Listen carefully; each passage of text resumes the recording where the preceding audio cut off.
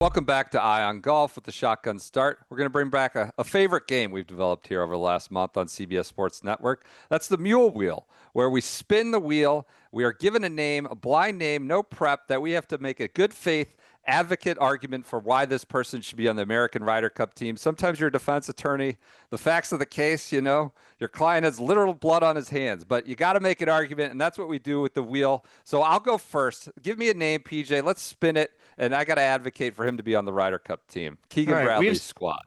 We have some new additions to the wheel. We have some guys that got taken off and some new additions. Oh, this is a great one, actually. This is great. Ryan Gerard. Don't call me Gerard. It's Ryan Gerard, winner of the Barracuda. I didn't see a second of it. I was in Ireland, if you could believe it. I did not see any of it. I guess I could argue he's highly successful in alternate kind of formats, alternate kind of scoring, unique format, not just stroke medal play as we've seen this past week. So maybe you get him going an alt shot. Maybe you get him match play, get him going for a team point event. We could see he could succeed in that. Brings fresh blood. He's got 2 first names. You always like to see that with Ryan Gerard. And yeah, that's my case. New blood and a guy who's legitimately played well. Is his last name a first name? Gerard? Yeah. Gerard. Yes. Yeah, my dad's name is Gerard. My dad is Gerard Porat. Yes, it's a first name. So it's Irish, I think. Yes. Ryan Gerard.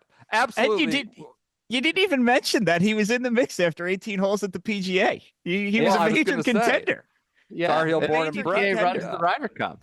Yep. PGA runs the Ryder Cup. They're familiar. Andy, let's give this a spin for you. All right. I don't know how we're going to follow that up. That was the most topical answer we could have possibly gotten.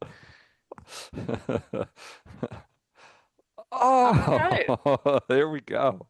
You know, Joe Heismith, you don't have any guys on the team that wear a bucket hat. And he bucket hat.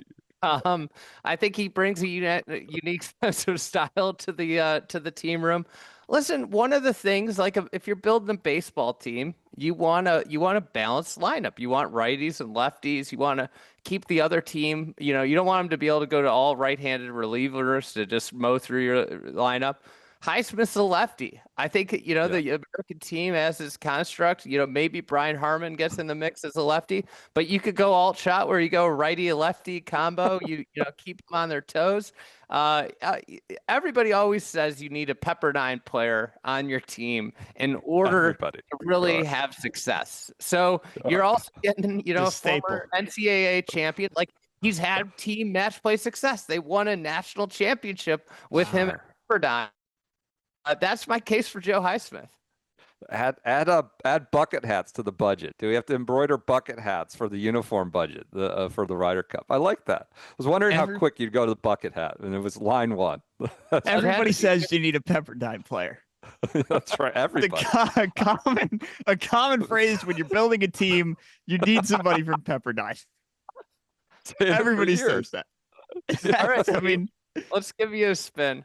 All right, let's give me a spin. Everybody says you need. I don't know if there's another Pepperdine player on here. I feel lost. No. Oh, so assistant captain, isn't he? This is another one. Well, we've already discussed that Kevin Kisner is close to the rest of the team when Kevin Kisner came up here as an assistant captain. Maybe Gary Woodland was the late add as the last assistant captain because they were hoping he would make the team. This is a guy that has some team experience. He played on a President's Cup team after winning the US Open, but he's involved. He knows the guys. He's already in the team room. He's been in the backroom negotiations. If you're losing the captain anyway to be playing, why not just lose an assistant captain too? Like, what are we losing at that point? Jim Furyk is already de facto captaining this team anyway. He's done this before. It didn't really go well, but he doesn't need a lot of help. So if we throw Gary in there, I think Team USA might be able to survive. He's close with the team. Never actually got to play in a Ryder Cup. I think this could be a good, career achievement award for Gary Woodland if things go that way. He played well in at least one tournament this year too. He did. Houston Open. He did. I mean, it's the sponsor's exemption spot. If you're talking about a career achievement award, he's very familiar in that spot. this year with the signature event sponsors exemption. Well, a lot of guys on this wheel are familiar with that spot on their weekly basis. So that's right. So Ryan Gerard, Joe Highsmith. What's that, Andy? We spin again. We got some time. All right, Andy wants to go again. Andy wants to go again. The hell with the program schedule, the break needed. Let's go. Let's go one more time. Who's got to argue? Andy's going. Oh, Davis Thompson. Stretch 4. Listen, he's a Georgia player. You got Russ Henley, Harris English in the mix. Why not get a little bit younger Georgia player? Keep that pipeline strong. He put together, you talk about dominating performances this week, dominant performance. You know what Scotty Scheffler's never dominated? Is the John Deere. Davis Thompson dominated the John Deere last year. And for that, I think he deserves a spot on the team.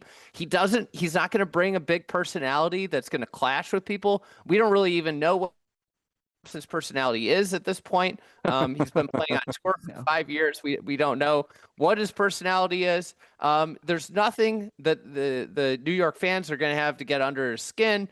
I think this is a great pick. Yeah, Davis Thompson. I mean, of all the guys we've talked about, Ryan Gerard, Joe Highsmith, Davis Thompson, and Gary Woodland, I would say Davis Thompson could conceivably play his way onto the team. Now, he'd have to do a lot in the next 5 weeks or so, but maybe Gerard could do it. Seems unlikely, but but that's why we have the mule wheel. That's why we have it, to throw names like this up for consideration.